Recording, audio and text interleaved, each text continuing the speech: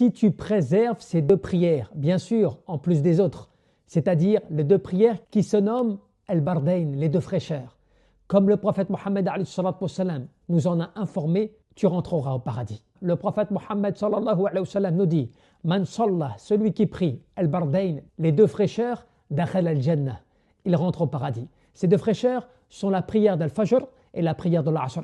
Pourquoi ces deux fraîcheurs? Parce que celles-ci se situent à des moments où le soleil est le moins frappant, notamment pour ce qui est de l'aube, au moment où le soleil va commencer à se lever, et pour l'Asr, c'est le soleil qui commence à se coucher. Et ces deux prières sont très importantes parce que celles-ci sont aussi des prières difficiles pour l'adorateur, dans le sens où la prière d'Al-Fajr te tire de ton sommeil, t'arrache de ton lit, comme cela est mentionné dans le Coran, afin que tu puisses adorer et prier ton Seigneur.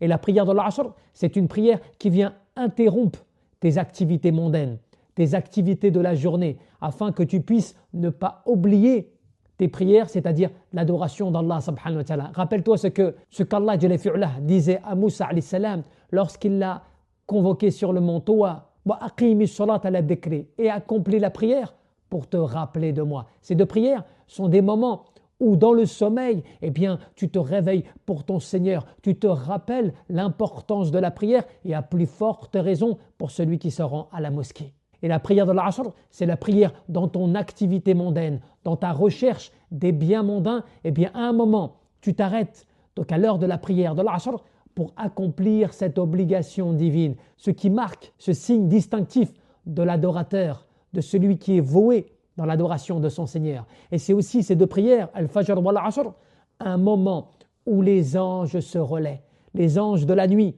et les anges de la journée se relaient afin de témoigner que l'adorateur d'Allah subhanahu wa ta'ala a bien accompli ces deux prières.